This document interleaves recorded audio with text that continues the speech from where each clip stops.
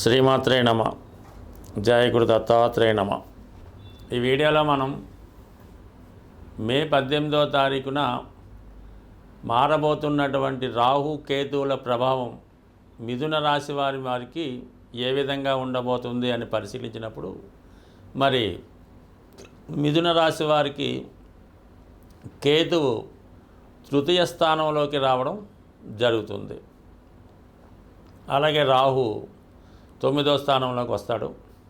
అయితే 3వ స్థానం అన్నది చాలా వరకు ధైర్య సాహసాలతో మనం ధైర్యంగా తీసుకునే నిర్ణయాల మీద ఆధారపడి ఉంటుంది.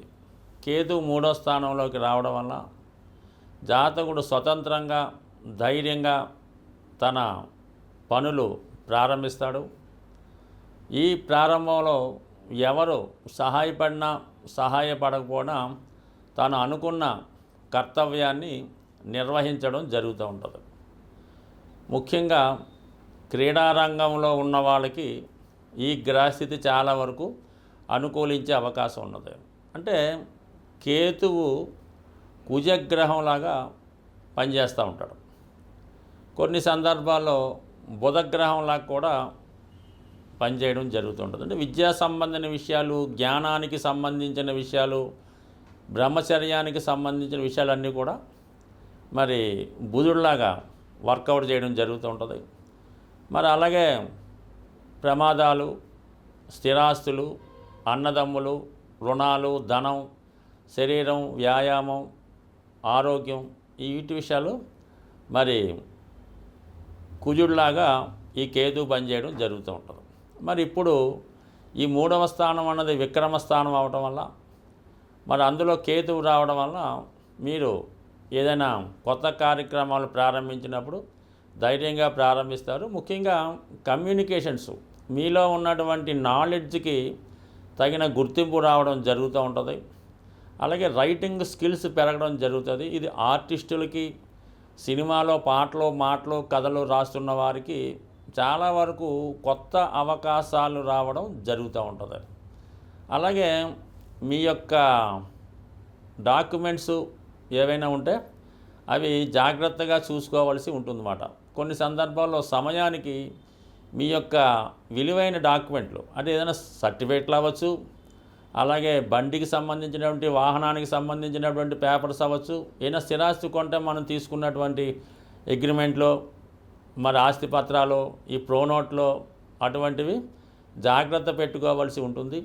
వాటిలో ఏదైనా కొద్దిగా తప్పు జరగవచ్చు. అంటే మీరు ఏదైనా ఎవరికైనా నమ్మకంతో ఈ ఖాళీ ప్రోనోట్ మీద సంతకం పెట్టినా, ఖాళీ చెక్ ఇచ్చినా, అలాగే మీరు ఎవరి దగ్గరైనా డాక్యుమెంట్స్ తీసుకునేటప్పుడు అందులో కరెక్ట్గా ఆస్తి వివరాలు కానీ, తారీఖులు కానీ, ధనం కానీ కరెక్ట్గా మెన్షన్ చేశారా లేదా అన్న జాగ్రత్తగా చూసుకోవాల్సి ఉంటుంది.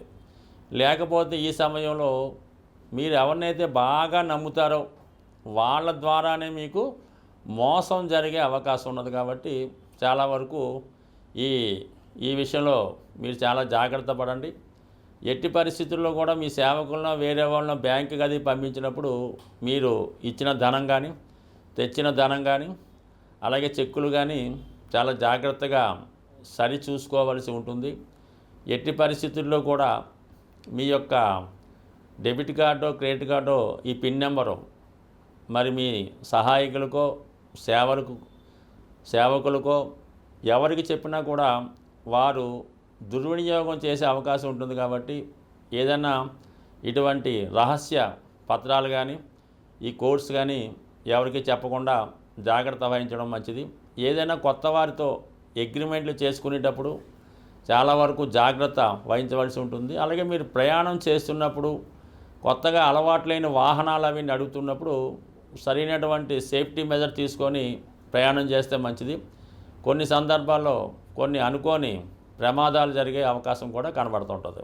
ఈ సమయంలో సాధారణంగా రైట్ హ్యాండ్కి కానీ, కాళ్ళకు కానీ దెబ్బలు, గాయాలు తగలడం కానీ, అవి తీవ్రంగా మిమ్మల్ని, అంటే యాక్సిడెంట్ అవ్వకపోయినా కామన్గా ఏజ్ని బట్టి దాన్ని బట్టి నరాల సంబంధించిన బలహీనత రావచ్చు, ఈ హ్యాండ్స్ బాగా లాగవచ్చు, బ్యాక్ పెయిన్ లాంటిది రావచ్చు.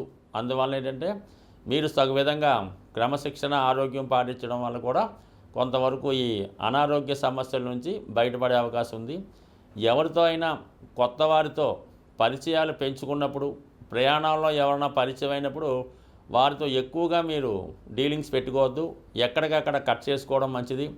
ఎస్పెషల్లీ ఈ సమయంలో అమ్మాయిలు కానీ అబ్బాయిలు కానీ మీ చాటింగ్లో, వాట్సాప్లో, ఫేస్బుక్లో పరిచయం లేని వారితో అతిగా చాటింగ్ చేయడం కానీ, వారికి సహాయం చేయడం కానీ, వారికి ఏదైనా మీ ఫోన్ నెంబర్లు ఇవ్వడమో ఇంకోటి పెట్టడం వల్ల కంపల్సరీగా ఫ్యూచర్లో ఇబ్బంది పడతారు. అలాగే ఏదైనా వీడియో కాల్స్ అటువంటి మాట్లాడినప్పుడు కూడా చాలా జాగ్రత్తగా మాట్లాడడం మంచిది. ఏదో విధంగా మిమ్మల్ని ఇబ్బందుల్లో పెట్టి మిమ్మల్ని ఉపయోగించుకొని మిమ్మల్ని ఏదో ఒక రిస్క్లో పెట్టి ఇబ్బంది పెట్టి వారు లాభం పొందొచ్చు. లేదంటే వారు చేసిన పొరపాట్లు మీ మీద నెట్టివేసి మిమ్మల్ని ఇరికించి మిమ్మల్ని దోషిగా చేయవలసినటువంటి అవకాశాలు కూడా కనబడుతున్నాయి. కాబట్టి ఏదైనా సంతకాలు, షూరిటీలు చాలా జాగ్రత్తగా పెట్టండి.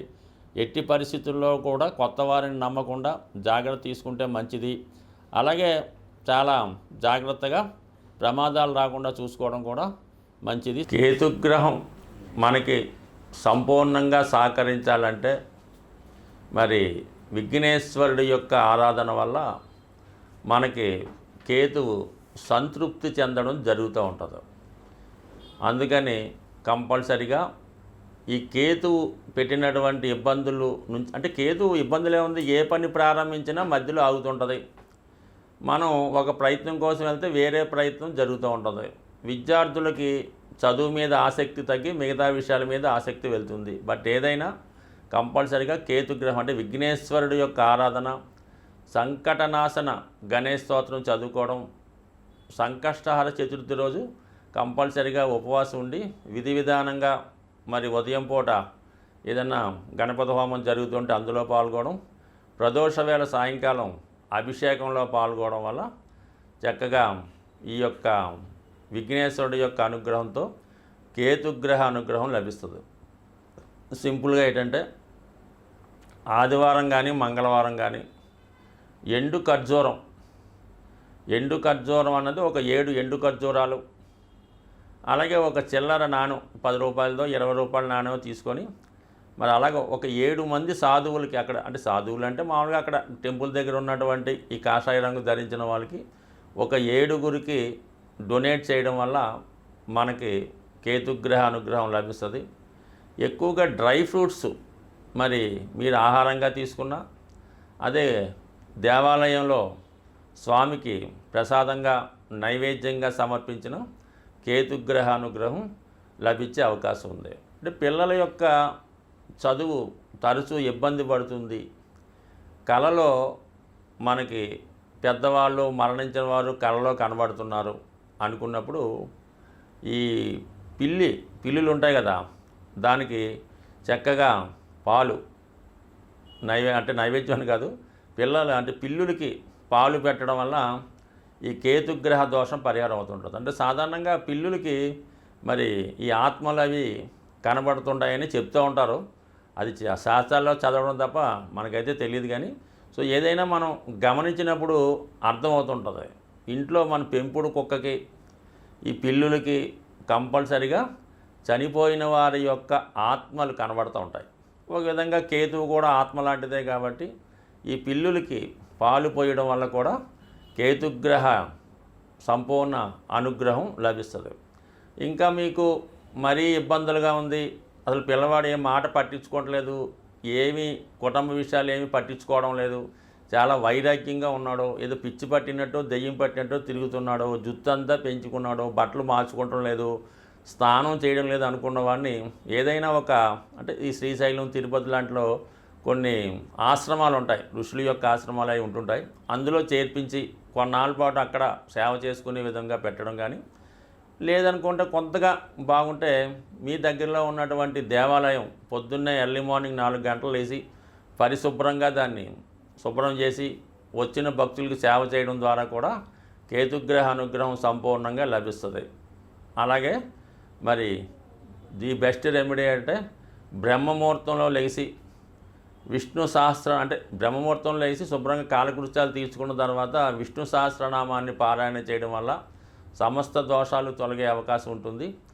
అలాగే శివునికి రుద్రాభిషేకం చేసుకోవడం ద్వారా, అంటే ఏ దైవ కార్యక్రమం చేసుకున్నా కేతువు సంతృప్తి చెందుతూ ఉంటాడు. అంటే కేతువు సంతృప్తి చెందితేనే మీకు మిగతా గ్రహాల యొక్క అనుకూలత అది లభించే అవకాశం ఉంది కాబట్టి, బట్ ఏదైనా ఒక పని చేసినప్పుడు నమ్మకంతో నిజాయితీగా శాస్త్రంలో ఏ విధంగా ఉంటుందో ఆ విధంగానే చేస్తేనే ఫలితం వస్తుంది.